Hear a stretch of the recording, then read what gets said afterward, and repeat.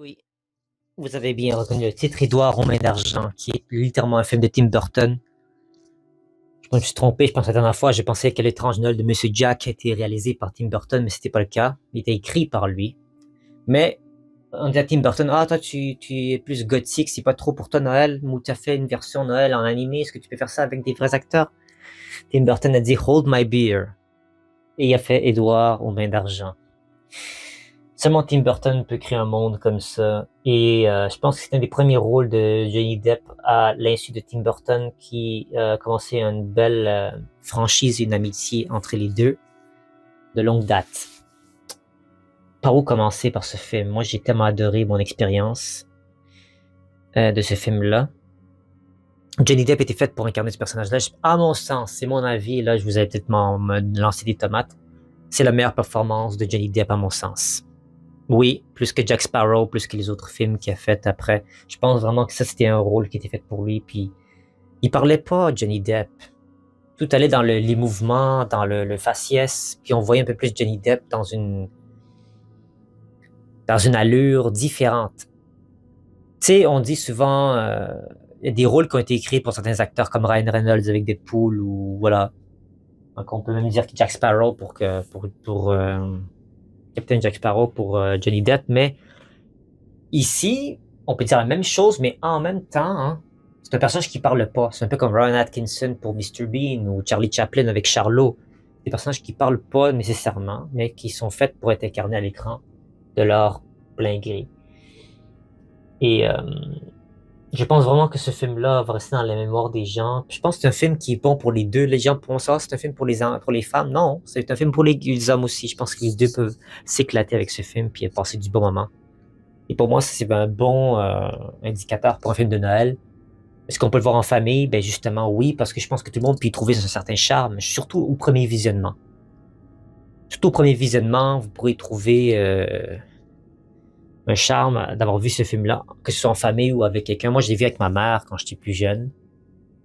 Euh, c'est elle qui me l'a montré, ce film-là. Moi, j'ai passé un agréable moment. Il y avait des scènes qui étaient un petit peu... Je l'ai vu quand j'étais très petit, hein. Donc, certaines scènes du film qui peuvent être des fois un peu suspectes, certes, mais c'est des petits clins d'œil pour les adultes plus tard ou des blagues que tu comprendras par la suite. Évidemment, le fameux duel de Johnny Depp et Winona Ryder. Ça parle de quoi, le film, pour les gens qui l'ont pas vu puis qui aimeraient se le voir? Mais ça parle de la vie solitaire d'un homme artificiel avec des ciseaux à la place des mains qui vivait dans un endroit fermé et les gens voulaient pas lui parler parce qu'ils trouvaient que c'était un petit peu un weirdo, c'était un peu bizarre. Jusqu'au jour où qu'une famille de classe moyenne désire le prendre dans leur rang et leur montrer leur mode de vie. Et lui, il devra s'adapter avec ses mains en place de ciseaux à ce style de vie. Tu sais, quand il devait par exemple tailler les herbes avec ses ciseaux, c'était un très bon. Les pères étaient contents hein, parce qu'ils n'ont pas à payer un spécialiste pour faire ça. Lui faisait en plus des choses extraordinaires avec ses mains en ciseaux, avec les formes qu'il pouvait créer. Et aussi couper les cheveux des madames, donc tout le monde était content par ses talents. On y a trouvé quelque chose à faire. Je vais pas vous spoiler vraiment, mais il y a un peu de tout. Hein. C'est dans ce film, il y a du drame, il y a du féerique, du dark fantasy, du dark romance, il y a du fantasy, du Noël, tragédie, il y a un peu de tout, romance, il y a de tout. Vous allez trouver votre perle dans ce film. Donc, j'ai même pas encore commencé les premiers critères. Premier critère, on va aller vite. Est-ce que je fais regarder en famille? Oui, j'ai dit. Tout le monde peut trouver sa perle. Deuxième critère, est-ce que je suis d'accord avec la note qui est donnée sur IMDb? Sur IMDb, on donne 7.8 sur 10 par 558 000 utilisateurs. C'est quasiment la moitié d'un million. Et c'est pas encore le top de 150 films notés de tous les temps. Il faut qu'au moins que tu atteignes 8 sur 10 pour arriver à cela. Mais moi, je pense que ça mérite. Ça mérite un 8 sur 10, ce film, au moins.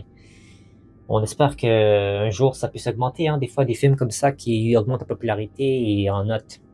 Moi, j'ai vu dans la liste des films qui sont depuis très longtemps sortis et qui finissent par rentrer dans la liste du top 250 films les plus notés d'IMDb parce que je sais pas si une tendance est venue ou ça a marché. Donc, troisième critère, est-ce que c'est un film qui a des leçons de vie et tu peux conseiller à des familles? Oui, vu que j'ai dit tantôt, n'importe qui peut y trouver son pain, son beurre, comme on dit.